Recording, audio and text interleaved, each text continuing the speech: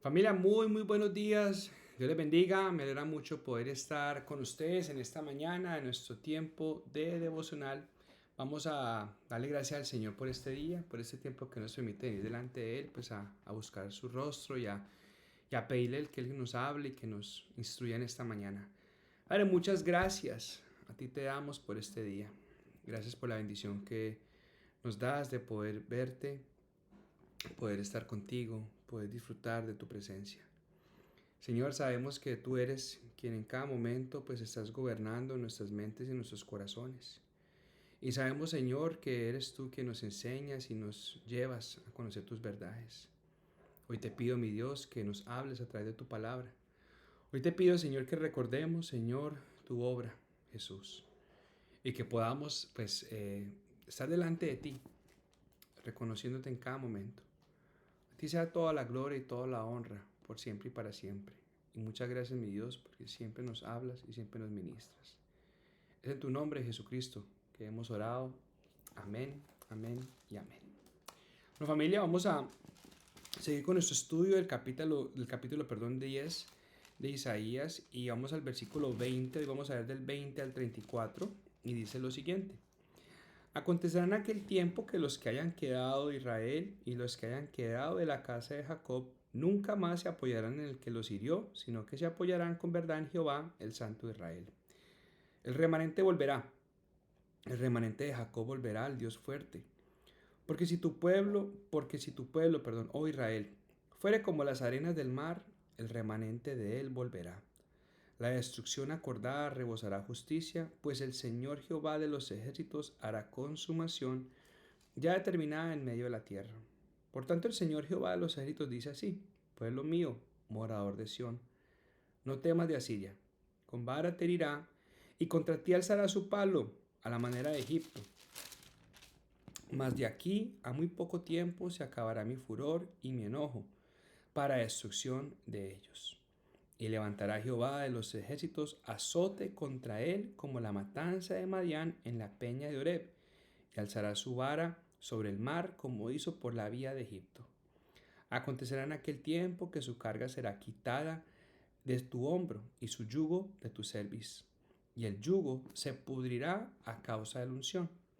Vino hasta Ahad, pasó para Migrón, en Micmas contará su ejército. Pasaron el vado, se alojaron en Geba, Ramá tembló, Gabá de Saúl huyó. Grita en alta voz, hija de Galim, haz que se oiga hacia Laís, pobrecilla Anatot. Madmená se alborotó, los moradores de Gebim huyen.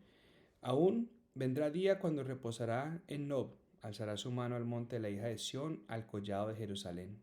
He aquí el Señor, Jehová de los ejércitos, desgajará el ramaje con violencia, y los árboles de gran altura serán cortados, y los altos serán humillados. Y cortará con hierro la espesura del bosque, y el Líbano caerá con estruendo. Esos últimos versículos, del 32 al 34, lo veremos el jueves, porque el capítulo 11 empieza: saldrá una vara del tronco de Isaí y un vástago retoñará de sus raíces, y hoy estamos hablando de Jesucristo. Pero el orden en que se nombraron estas ciudades nos da una idea aproximada de la ruta que tomarían los asirios en su invasión contra Judá en el 701, ¿cierto? Partirán de Ahad en la frontera del norte con Nob, ¿okay? Y se irán acercando hacia Jerusalén.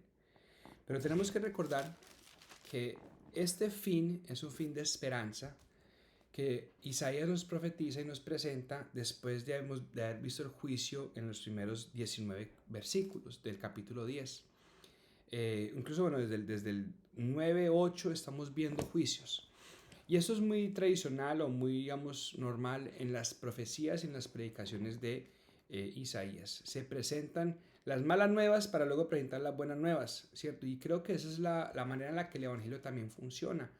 Nosotros vamos viendo siempre que hay unas situaciones adversas, hay unas situaciones malas que tenemos que anunciar, hay juicios que tenemos que presentar, como el juicio sobre el pecado, sobre la muerte, sobre aquellas cosas en las que estamos enfrentando, para que luego vengan las buenas nuevas y brillen con gozo. Tú no puedes predicar cielo sin infierno, perdón sin pecado, arrepentimiento, ¿cierto? Al menos de que haya conciencia y convicción de los pecados que hemos cometido. Tú no puedes anunciar que el pecado no es bueno, ¿cierto? Porque no es, perdón, tú no puedes anunciar que el pecado es bueno porque no lo es. El pecado es malo y es tan malo que mató a Jesús. Y si tienes que tener una idea de la gravedad, de la magnitud del pecado, mira la cruz. Mira lo que le costó al Dios, creador de los cielos y la tierra, morir desnudo, desfigurado, golpeado, desangrado en un madero, ¿cierto? Para que te des cuenta de lo malo que es el pecado. Entonces, en todo esto, Isaías termina con una profecía que trae, digamos, esperanza. Habrá un remanente. Ojo, ese remanente era de la descendencia de Abraham. Estaban en la tierra prometida. Tenían las promesas de Dios. Tenían los bienes en su momento. Pero nada de eso les brindó a ellos, ¿cierto? La confianza y la convicción. Porque déjenme decir una cosa. Usted no puede ser parte del remanente de Dios a menos que tenga fe. A los que permanecieron fieles a Dios, a pesar de los horrores de la invasión, se les llama el remanente. La clave para ser parte del remanente era la fe. No basta con ser un descendiente de Abraham, vivir en la tierra prometida y confiar en Dios en su tiempo. La pregunta que te hago a ti en esta mañana es, ¿confía usted en su herencia cristiana, en los rituales de adoración o en experiencias pasadas para estar a bien con Dios? La clave de estar separado para Dios es la fe en Él siempre. Por eso, quien se olvida de la redención se vuelve un idólatra. Quien no entiende Dios de dónde lo ha sacado, quien no confía en el Señor siempre, tiende a caer y tiende otra vez a ir hacia el pasado de la esclavitud de la cual el Señor justamente lo libró y de la muerte del cual el Señor justamente lo libró. Entonces cuando vemos aquí que el Señor dice que habrá un remanente, que ese remanente dará fruto, que ese remanente crecerá, que ese remanente se le será quitado del hombro su yugo de su cerviz, ¿cierto? Él presenta una manera muy particular de cómo se va a pudrir el yugo. El versículo 27, quiero que pongamos la atención, dice, acontecerá en aquel tiempo que su carga será quitada de tu hombro y su yugo de tu cerviz, y el yugo se pudrirá a causa de la unción. ¿Qué es la unción? La unción es ese regalo de la presencia del Espíritu Santo sobre nuestras vidas, que trae ¿qué? Libertad, que trae gozo, que trae vida y que trae se nos levanta las cargas que nos oprimían, las cadenas que nos arrastraban y que nos amarraban y todo aquello que cargábamos de nuestro pasado. Cuando el Espíritu Santo reposa sobre nuestras vidas y su unción es derramada en nuestros corazones, se pudre la unción del pecado, se pudre la unción de la esclavitud, se pudre la unción del yugo de la muerte a la cual nosotros estábamos sometidos. Y es que justamente el Señor vino a rescatarnos de esa vía, pero el Espíritu Santo es quien se encarga de aplicar la obra redentora en el creyente por medio de la regeneración, que es la obra más importante del Espíritu Santo, el nuevo nacimiento. Cuando nacemos de nuevo, el Espíritu de Dios entonces obra en nuestras vidas algo sobrenatural que hace que su unción pudra todo yugo de esclavitud, todo yugo de cargas pesadas, para que podamos vivir libres para adorar a Dios. Eso es una realidad, eso es una obra que el Espíritu Santo hace. Pero desafortunadamente Él lo hace y nosotros no lo creemos, o nosotros no lo vivimos, no lo conocemos, no lo experimentamos. ¿Okay? Como la fe viene por el oír y el oír la palabra de Dios, es importante que nosotros entendamos esos conceptos y aprendamos de esto de la palabra de Dios, porque cuando uno verdaderamente sabe que es libre, uno empieza a vivir como un hombre libre. Por eso dice Jesús, y conocerás la verdad y la verdad te hará libre. A ti no te hace libre las experiencias sobrenaturales, te hace libre conocer aquel que verdaderamente ha libertado tu vida de todo aquello que te oprimía y de todo aquello que te tenía como esclavo. Cuando el Espíritu Santo desciende sobre nuestras vidas y por causa de la unción pudre nuestro yugo, es en ese momento donde empezamos a vivir como hijos verdaderos. Por eso dice Romanos que todo el que es guiado por el Espíritu de Dios, esos son hijos de Dios. Y es que uno no conoce todas las cosas que uno recibe en la vida cristiana, pero a la medida que va estudiando y va aprendiendo, Dios le va permitiendo que levantar esas cargas una tras otra. Cargas que muchas veces uno quiere seguir aferrándose y poniéndose. Y eso es como cuando uno tiene una ropa vieja y va uno a botársela a alguien para darle nueva y siguen aferrados a eso porque es como que lo que quieren, lo que desean cuando tienen algo mejor. Bueno, a veces nos pasa eso.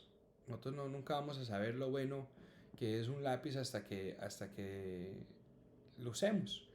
A veces los lapiceros que tenemos, usted no ha encontrado una vez un lapicero que es muy bueno y usted dice, como escribe bueno ese lapicero, y empieza ya a acabarse y uno sufre porque uno se da cuenta lo bueno que escribe ese lapicero, pero luego cuando usted le dan otro y lo escribe y dice, este escribe mejor, perdón, uno no se da cuenta lo bueno que era el otro hasta que soltará este. Uno en la vida cristiana no sabe lo bueno que es la vida cristiana y no sabe lo bueno que es ser libre. Y a veces uno piensa que necesita aferrarse todavía a las cosas de la esclavitud. El pueblo de Egipto, el pueblo de Israel, perdón, en el desierto decían, en Egipto nos sentábamos a las ollas de la carne. Y ellos ni siquiera comían, la olían, pero decía que eso era más satisfactorio que estar en el desierto supuestamente aguantando hambre. Cuando Dios les daba maná, cuando les dio codornices, cuando les dio agua de la roca. Pero así somos, tendemos a olvidar de dónde el Señor nos sacó. Por eso, tenemos que pedir al Espíritu Santo día tras día que podamos vivir en Él. Por eso el apóstol Pablo no dice llénense una vez o de vez en cuando, cuando puedan del Espíritu, sino dice anden, vivan, sean, sed llenos del Espíritu Santo. Vivan en el Espíritu, anden en el Espíritu, conforme al Espíritu, según el Espíritu. O sea, esas palabras hacen referencia a que todo lo que haga tengo que hacerlo en la unción del Santo, que es derramado por medio de su Espíritu Santo. Esa unción pudrirá el yugo. Esa unción podrá permitirnos ser parte del remanente, que es parte del remanente no porque tiene una herencia cristiana o porque tiene una descendencia o tiene un linaje, sino porque es por medio de la fe. Mis amados hermanos, seremos libres por la fe. Así que no sigamos caminando conforme a lo que hemos hecho o quienes somos o nuestra descendencia o nuestro linaje o nuestros, ¿cómo se dice? Nuestros laureles, hablemoslo así, para no dormirse en los laureles, sino que vivamos en libertad, seamos parte del remanente de Dios por medio de la fe que nos justifica, que nos salva y que hace que todo yugo se pudra a causa de la unción. Amén. Vamos a orar. Padre, muchas gracias en esta mañana te damos a ti porque nos permites venir una vez más delante de ti para tener un tiempo de intimidad contigo. Gracias, Señor, porque nos has hablado por medio de tu palabra, porque nos sigues enseñando tus verdades y transmitiendo esas verdades a nuestro corazón. Hoy quiero darte gracias porque nos has hecho parte de tu remanente y nos hiciste tu parte al elegirnos y al darnos, Señor, por medio de tu Espíritu, el don de la fe para poder creer y poder abrazar las buenas nuevas de gran gozo. Hemos escuchado muchas malas noticias y hemos visto aún profecías fuertes, pero Señor, tú terminas esta sección trayendo esperanza y trayendo propósito y trayendo esperanza de gloria, Señor, esperanza de ser reservados y preservados por ti. Gracias, porque no nos espera siempre la destrucción, sino que también hay una esperanza para la salvación. Y esa es la que nos aferramos hoy. A ti sea toda la gloria por siempre y para siempre. Cristo Jesús. Amén. Bueno, familia, fue un gusto haber estado con ustedes. Espero que papá les bendiga mucho, les amo mucho y nos vemos en una próxima ocasión. Dios les bendiga. Chao, chao.